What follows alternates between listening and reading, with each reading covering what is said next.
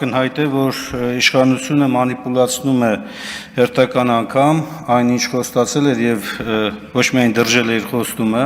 իրականացնում է ուղիղ հակառակ բաները, հիմա էլ փորձում է հիմնավորել եւ ըստ էության նկարագրել մի այնպիսի իրավիճակ, թե իբր իրենք ոչինչ չեն անում, օրենքով նախատեսված կարգն են պահում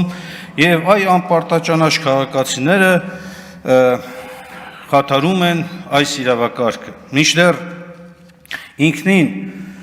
այս համակարգի փոփոխությունը, երբ ծառայության վճարը փոխարինվում է տեղական վճարով, մի մասն տեղական տուր,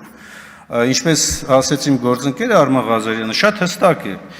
հարգելի քաղաքացիներ, համայնքի բնակիչներ, ձեզ զրկում են համայնքի կառավարմանը ուղիղ մասնակցելու սահմանադրությամբ երաշխավորված հնարավորությունից, որտեղ այս հարցերը օրինակ հանրաքվեով չեն կարող քննարկման առարկա լինել։ Երկրորդը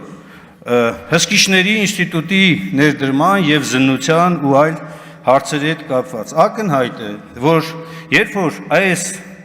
ծառայությունից օգտվելու համար չվճարելը դուք դարձնում եք վարչական իրավախախտում, սկսում է ողջ ծավալով գործել վարչական իրավախախտման վերաբերյալ օրենսգրքի դրույթները եւ այդ շրջանակներում այո հսկիչը դիմում է ոստիկանին, ասում է օգնի ինձ, որպեսզի ես ապահովեմ միջոցները, ոչ միայն զննություն, նաև վարչական ձերբակալության առումով։ Ստացվում է, որ քաղաքացիների նկատմամբ հսկիչը կիրառում է հարկադրանքի այնպիսի միջոց, ներառյալ իր մասնակցությամբ